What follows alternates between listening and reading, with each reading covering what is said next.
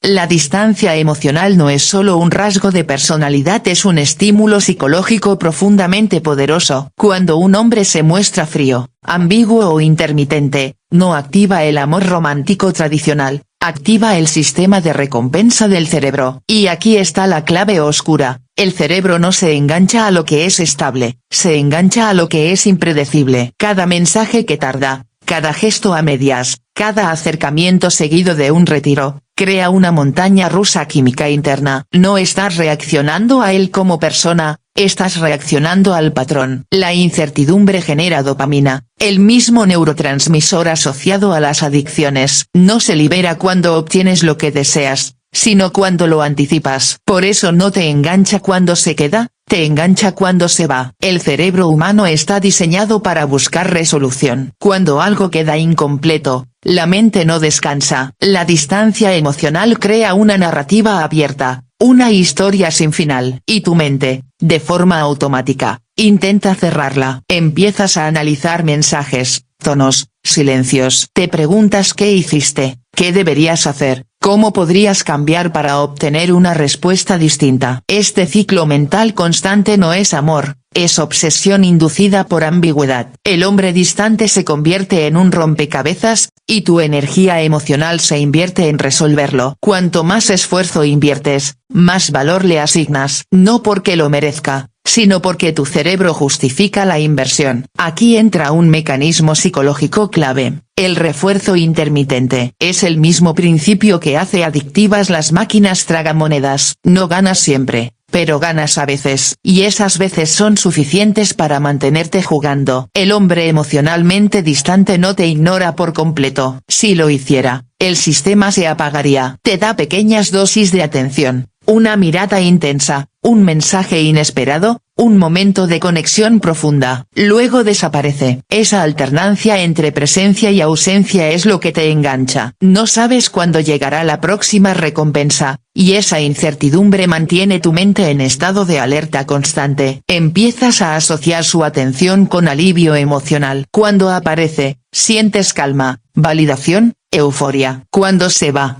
ansiedad, duda, vacío. Sin darte cuenta, tu estado emocional queda condicionado a su comportamiento. Ya no decides cómo sentirte, reaccionas. Él se convierte en el regulador de tu sistema nervioso. Esto no es amor consciente, es dependencia emocional. Y la mente, para proteger el vínculo, comienza a racionalizar. Justificas su frialdad, minimizas tus necesidades, exageras sus pocas virtudes. Te dices que no es tan malo, que solo necesita tiempo, que en el fondo siente algo. Esa narrativa no nace del corazón, nace del miedo a perder la fuente de dopamina. El problema es que el esfuerzo se confunde con conexión. Cuando algo cuesta, parece valioso. Cuando tienes que luchar por atención, sientes que debe significar algo. Pero el cerebro no distingue entre esfuerzo por amor y esfuerzo por supervivencia emocional. Ambos activan las mismas alarmas. La tensión se vuelve familiar. El drama se vuelve normal. Y la calma, cuando aparece alguien disponible, se siente aburrida, sospechosa, incluso incómoda. No porque sea mala, sino porque tu sistema nervioso está acostumbrado al caos. El hombre emocionalmente distante no te atrae porque sea especial, te atrae porque activa un patrón interno que reconoce la inestabilidad como hogar. Además, la distancia crea idealización. Cuando alguien no está completamente disponible, no tiene suficiente información real. Entonces la mente llena los espacios vacíos con fantasías. Proyectas potencial, no realidad. Imaginas quién podría ser, cómo sería si cambiara, cómo te trataría si se abriera. Te enamoras de una versión que existe solo en tu cabeza. Y cuanto menos presente está, más espacio hay para idealizarlo. La distancia no apaga el deseo, lo alimenta, porque el deseo vive de lo que falta, no de lo que sobra. También hay un componente de validación profunda. Inconscientemente, una parte de ti cree que si logras que alguien emocionalmente distante se quede, eso probará tu valor. No es que lo quieras a él, quieres ganar su atención, su compromiso, su apertura. Porque si alguien que no se entrega a nadie te elige, entonces tú debes ser especial. Esta trampa es peligrosa, porque convierte el vínculo en una prueba constante. Cada gesto suyo se interpreta como éxito o fracaso personal. Ya no estás en una relación, estás en una evaluación permanente. Y mientras más tiempo pasa, más difícil es soltar. Entra en juego el sesgo del costo hundido. Ya he invertido demasiado para irme ahora. Tu mente te dice que rendirte significaría que todo el dolor fue en vano. Así que sigues esperando, justificando, adaptándote. No porque seas débil, sino porque tu cerebro está atrapado en un circuito diseñado para no soltar lo incompleto. La esperanza se vuelve el anzuelo final. No una esperanza realista, sino una esperanza condicionada por pequeñas señales inconsistentes. Lo más oscuro de este patrón es que no se siente tóxico al inicio. Se siente intenso, se siente profundo, se siente diferente. La cultura romantiza la persecución, el misterio, el amor que duele. Pero lo que realmente ocurre es una desregulación emocional progresiva. Tu intuición empieza a callarse, tu cuerpo vive en alerta. Tu autoestima depende de respuestas externas. Y aún así, una parte de ti sigue creyendo que esto es amor, porque así se siente la adicción, urgente, absorbente, difícil de soltar. Entender esto no es para culparte, es para devolverte el poder. Cuando reconoces que no estás enganchada a la persona sino al patrón químico y psicológico, algo cambia. Dejas de preguntarte, ¿por qué no soy suficiente? Y empiezas a preguntarte, ¿por qué esto se siente tan familiar? Y esa pregunta es el inicio de la libertad. Porque lo que se aprende, se puede desaprender. Y lo que se ve con claridad, deja de controlar desde la sombra. La atracción hacia hombres emocionalmente distantes no comienza en la adultez ni en una relación específica, comienza mucho antes, en los primeros vínculos donde aprendiste qué significa amar, qué significa ser vista y qué significa sobrevivir emocionalmente. El cerebro no busca lo que es bueno, busca lo que es familiar. Y lo familiar no siempre fue seguro, pero fue conocido. Si en tu historia temprana el amor estuvo mezclado con ausencia, inconsistencia, frialdad o esfuerzo, tu sistema emocional aprendió una lección silenciosa pero poderosa: para recibir amor hay que adaptarse, esperar, esforzarse y, sobre todo, aguantar.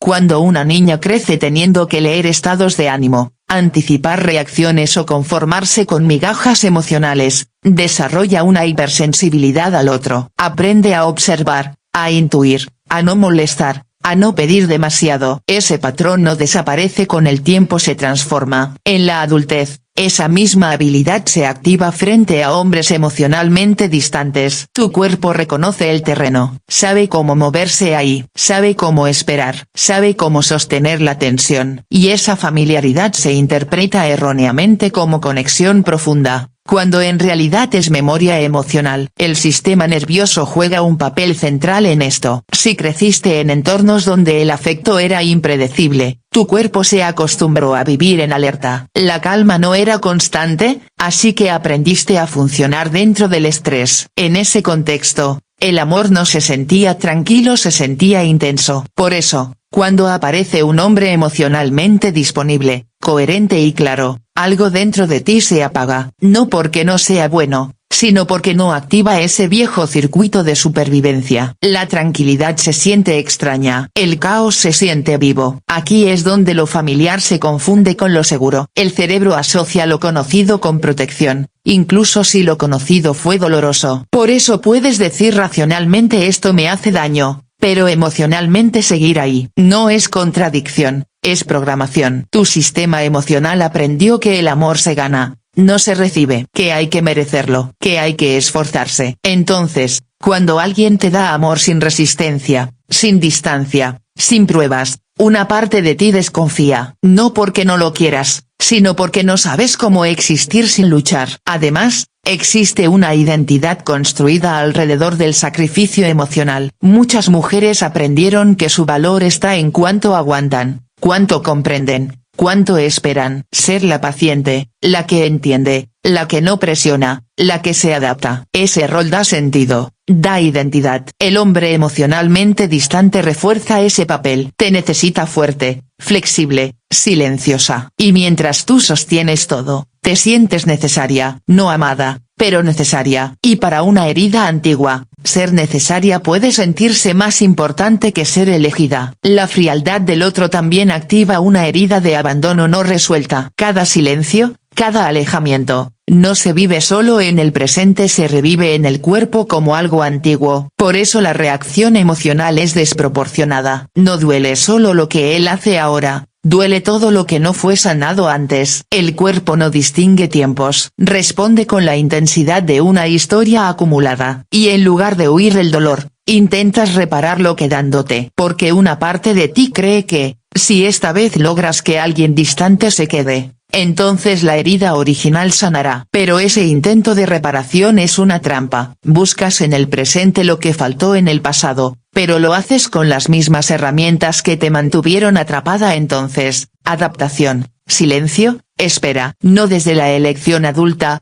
sino desde la niña que aprendió que el amor se sostiene sola. Por eso toleras lo que no deberías. Por eso justificas lo injustificable. Por eso minimizas tus necesidades. No porque no sepas lo que mereces, sino porque una parte de ti aún cree que pedir es peligroso. También hay miedo a la pérdida de identidad. Si toda tu vida emocional giró en torno a leer al otro, adaptarte al otro, sostener al otro, ¿quién eres cuando alguien te ve, te elige y se queda? La disponibilidad emocional del otro te confronta contigo misma. Ya no hay excusas, ya no hay persecución, ya no hay drama que te distraiga de tus propias emociones. Y eso puede ser aterrador. El hombre distante te mantiene ocupada, enfocada fuera de ti. No tienes que mirarte demasiado, porque estás demasiado ocupada tratando de entenderlo a él. La herida no es solo abandono, a veces es invalidez emocional. Crecer sintiendo que tus emociones eran demasiado exageradas o inconvenientes enseña a esconderlas. Entonces eliges a alguien que no te pide que te muestres, porque no sabe cómo recibirte. La distancia emocional del otro valida tu invisibilidad. No tienes que exponerte por completo, porque el vínculo nunca llega a ese nivel. Es una forma segura de no ser rechazada del todo, porque nunca te entregas por completo, aunque lo parezca. Este patrón se sostiene porque ofrece una ilusión de control. Si el problema es que él es distante, entonces la solución parece estar en hacer algo mejor, comunicar mejor, esperar más, amar más, comprender más. Te da la sensación de que, si encuentras la estrategia correcta, todo cambiará. Aceptar que alguien no puede o no quiere conectar emocionalmente implica aceptar que no hay nada que puedas hacer. Y eso duele más que seguir intentando. El intento mantiene viva la esperanza, la aceptación trae duelo. Romper este patrón no es solo dejar a un hombre distante, es cuestionar una narrativa interna muy profunda. La idea de que el amor debe doler, costar y probarse. Es aprender a tolerar la calma sin aburrirte, la presencia sin ansiedad, la reciprocidad sin culpa. Es reaprender desde el cuerpo que el amor no se persigue, se recibe. Y eso requiere tiempo, conciencia y compasión. Porque no estás rota. Estás repitiendo lo que una vez te ayudó a sobrevivir. Pero lo que sirvió para sobrevivir no siempre sirve para amar. El misterio no seduce porque sea profundo. Seduce porque es incompleto. La mente humana odia los vacíos. Necesita cerrar ciclos, entender, poner finales. Cuando te enfrentas a un hombre emocionalmente distante, no te relacionas solo con lo que hace, sino con todo lo que no hace, con lo que no dice, con lo que no define, con lo que no aclara. Y ese espacio vacío se convierte en un escenario mental enorme donde tu imaginación trabaja sin descanso. La falta de información no genera calma, genera narrativas. Y esas narrativas, poco a poco, reemplazan la realidad.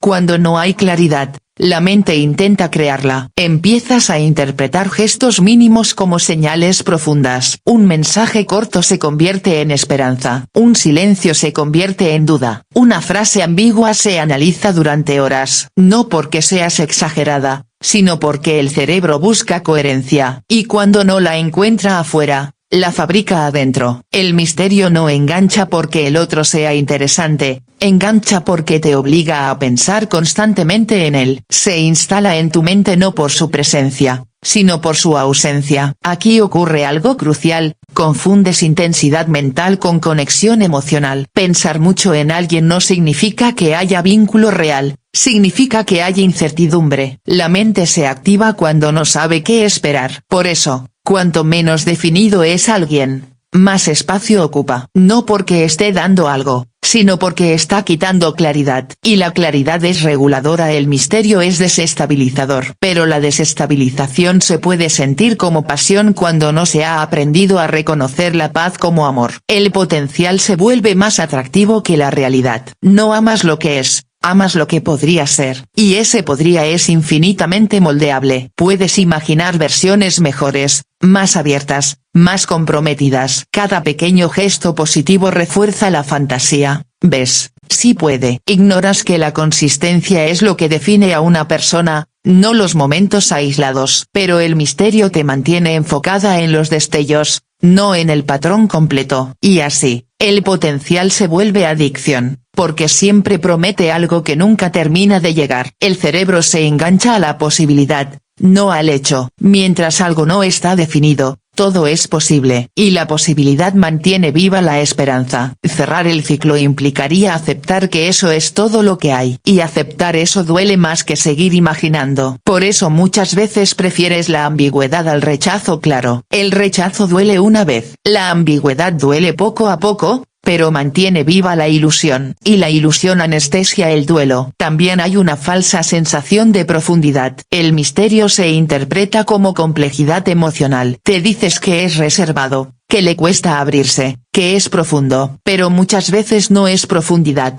es desconexión. No todo lo silencioso es intenso, no todo lo inaccesible es valioso. Pero cuando alguien no se muestra, proyectas significado, le das atributos que no ha demostrado. Y cuanto menos se define, más libertad tiene tu mente para idealizarlo. Este patrón te mantiene en una relación con tu propia imaginación. Dialogas más con tus pensamientos que con la persona real. Te preguntas qué siente, qué piensa, qué hará. Vives anticipando, no compartiendo. El vínculo ocurre en tu cabeza, no en el presente. Y eso es agotador, pero también absorbente. Porque mientras estás ocupada intentando descifrar al otro, no estás conectada contigo. El misterio se convierte en una distracción constante de tu propio mundo interno. Además, la falta de cierre genera apego. El cerebro recuerda mejor lo incompleto que lo terminado. Lo no resuelto permanece activo. Por eso cuesta tanto soltar a alguien que nunca fue del todo tuyo. No hay un final claro al que aferrarte. No hay una imagen definitiva de ruptura. Hay preguntas abiertas. Y esas preguntas te atan más que las respuestas. No te aferras a la persona, te aferras a la historia inconclusa. El problema es que el misterio nunca se resuelve por sí solo, no se transforma mágicamente en presencia. La distancia emocional no es una fase, es un patrón. Esperar que alguien cambie sin señales consistentes es seguir invirtiendo en una fantasía. Y mientras esperas, tu vida emocional queda suspendida. No avanzas,